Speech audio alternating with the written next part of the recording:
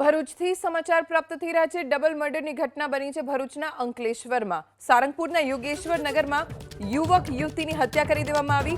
પ્રેમ પ્રકરણમાં પ્રેમીએ પ્રેમિકા અને યુવકની હત્યા કરી હથિયારના ઘા મારી બંનેને મોતને ઘાટ ઉતારી દેવાયા। જીઆઈડીસી પોલીસે સમગ્ર મામલે તપાસ શરૂ કરી છે।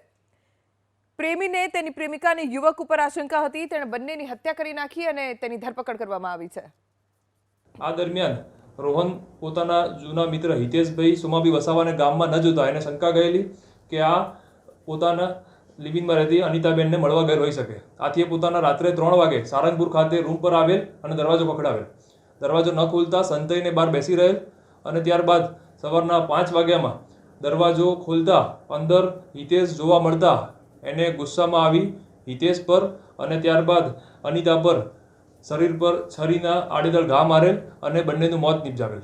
ત્યારબાદ પોતે રૂમને લોક મારી પોતાના ગામ જતો રહેલ અને ત્યારબાદ પોતાને અંકલેશ્વર એ ડિવિઝન પોલીસ સ્ટેશનમાં 4:30 વાગે સાંજે સામેથી આવી અને પોતે આવા 2 લોકોના મૃત્યુ નિપજાવેલ છે તેવી કબૂલાત આપી, જેના આધારે અંકલેશ્વર જીઆઈડીસી પોલીસ સ્ટેશન લાવવામાં આવેલ અને સ્થળ પર લઈ જતા પોલીસને અનિતાબેન અને હિતેશભાઈ મરણ હાલતમાં મળી આવેલ, જેના આધારે હાલમાં સુનિલભાઈ રાજનભાઈ વસાવાનાઓની ફરિયાદ દાખલ કરેલ છે અને આરોપીને અટક કરવામાં આવેલ છે। આગળ તપાસ કાર્યવાહી ચાલુ છે।